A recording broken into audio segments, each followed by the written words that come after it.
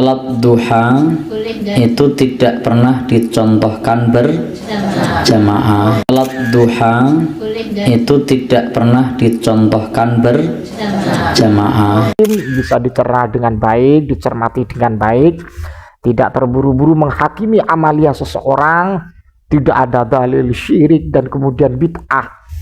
Karena apa? Karena sholat duha itu ada dalilnya. Kalau menurut Anda tidak ada dalilnya, berarti kurang baca kitab, Pak ya. Assalamualaikum warahmatullahi wabarakatuh. Alhamdulillah wassalatu wassalamu ala rasulillah wa ala alihi wa sahbihi wa man wala amma ba'du. Pada kesempatan kali ini saya akan memberikan tanggapan atas tuduhan dari kelompok yang mengaku paling sunnah karena mengikuti manhaj salaf, mengikuti sunnah Rasulullah Shallallahu Alaihi Wasallam, mengikuti Al-Quran di dalam persoalan sholat duha berjamaah. Sholat duha itu tidak pernah dicontohkan berjamaah. Karena menurut mereka sholat duha berjamaah itu tidak ada tuntunan, sekaligus tidak ada dalil yang mendasari bahwa sholat duha dilakukan dengan secara berjamaah itu apa sudah diperbolehkan ataupun tidak. Ya, mari kita buktikan. Dan ini satu pembuktian yang sangat begitu luas cara pandangan para ulama. Mengapa saya mengatakan secara luas? Karena para ulama memberikan argumentasi dari hadis dan juga ijtihad para ulama. Jadi tidak hanya sekedar menggunakan ijtihad para ulama, khususnya ahli fikih, tapi memang jelas mereka-mereka itu mempunyai referensi atau beristidlal atau istinbatul hukmi dari hadis. Dalam redaksi yang dipaparkan oleh para ulama perlu kita kaji bersama. Kalau kita berbicara tentang aslu sholatid duha jamaatan atau dasar daripada sholat duha berjamaah. Karena kita itu jangan berpikir pendek. Jangan terlalu berpikir pendek dan terburu menghukumi sesuatu dan menarasikan bahwa sholat duha berjamaah itu tidak diperbolehkan atau tidak ada tuntunan ataupun dikatakan tidak ada dalilnya seperti itu. Islam itu luas, Pak ya. Islam itu luas, cara pandangan kita juga diberikan solusi mengambil maqalatul ulama yang berdasarkan hadis. Mari kita buktikan. Yang pertama adalah dalam persoalan hadis ya dulu. Dalam hadis yang tertera dalam kitab Sunan Ad-Daruqutni, babu sholatid duha fi jama'atin.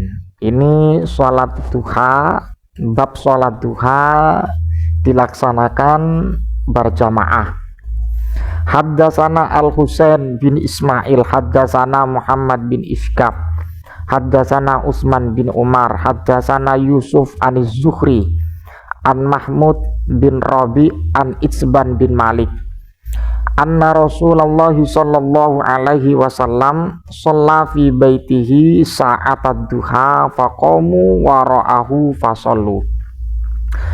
Dalam teks hadis ini memberikan satu kesimpulan bahwa Rasulullah Shallallahu Alaihi Wasallam beliau itu melaksanakan sholat di rumah beliau di saat waktu duha, faqamu wara'ahu fasallu, dan kemudian para sahabat berdiri dan kemudian fasallu wara'ahu atau faqamu wara'ahu fasallu, berdiri di belakang baginda Nabi dan mengikuti sholat beliau. Dari teks hadis ini para ulama memberikan kesimpulan bahwa ranahnya hadis ini terhadap babu sholatid duha fi jama'atin. Ini jelas ya. Jadi kalau mengatakan bahwa sholat duha berjamaah itu tidak ada dalilnya, saya kira pemahaman yang sangat begitu terburu-buru ya. atau pemahaman kolot, atau memang salah fikir, atau memang tidak menemukan referensi atau dalil yang secara spesifik sebagai landasan tentang sholat duha berjamaah. Ini satu. Kemudian dalam kitab Al-Majmu' karya Al-Imam An-Nawawi perlu diperhatikan, wa amma baqin nawafili kasunani ar-ratibati ma'al faraidi wadduha wan nawafili al-mutlaqati fala tusyra'u fiha al-jama'atu aila tustahabbu, bahwa dari sisa-sisa sholat sunnah seperti sunat rawatib beserta ma'al faraidi sholat fardhu, dan kemudian sholat duha, dan kemudian sholat sunnah mutlak atau nawafil al-mutlaqah, fala tusyra'u fiha al-jama'atu, tidak disyariatkan sholat berjamaah, tapi dibaca, jangan dipotong. Aila tustahabbu, tidak disunahkan, lakin ini ya, lakin law shollaha jama'atan jaza, akan tetapi ketika melaksanakan sholat tersebut, nawafil al-mutlaqah dan kemudian sholat duha, law shollaha jama'atan jaza, maka diperbolehkan. Wala yuqalu innahu makruh, dan tidak bisa dikatakan perbuatan sholat duha secara berjamaah itu dikatakan sesuatu yang makruh. Wa qad nassa asy-Syafi'i rahimahullahu fi Mukhtasar al-Buaiti war-Rabi'. Al-Imam Asy-Syafi'i menjelaskan dalam Mukhtasar al-Buaiti war-Rabi' ala annahu la ba'sa bil jama'ati, bahwa sholat duha, sholat nawafil itu tidak melanggar atau tidak diharamkan, tidak berdosa ketika dilaksanakan dalam keadaan sholat berjamaah.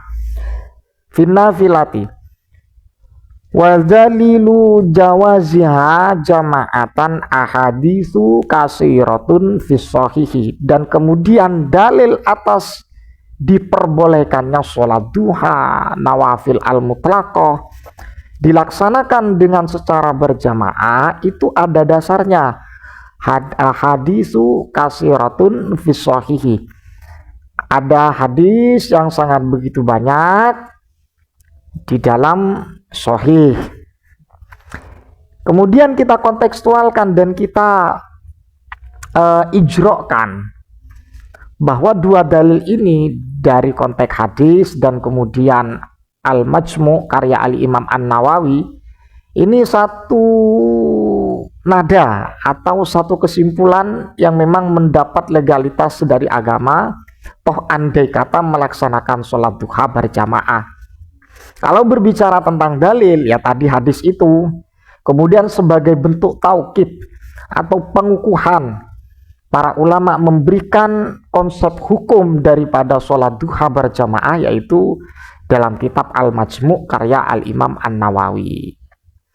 Jadi kalau orang-orang yang katanya bermanhaj salaf mempunyai statement atau kesimpulan bahwa sholat duha itu tidak ada dalilnya, ataupun tidak ada tuntunannya, atau pekerjaan yang tidak diperbolehkan, wah itu pemahaman terburu-buru Pak ya.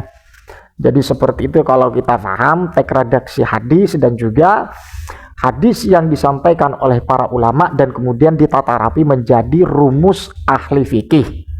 Ya diantaranya karya dari Al-Imam An-Nawawi. Jadi seperti itu. Mudah-mudahan bermanfaat. Ihdinas shiratal mustaqim bisa dicerna dengan baik, dicermati dengan baik, tidak terburu-buru menghakimi amalia seseorang, tidak ada dalil syirik dan kemudian bid'ah. Karena apa? Karena sholat duha itu ada dalilnya.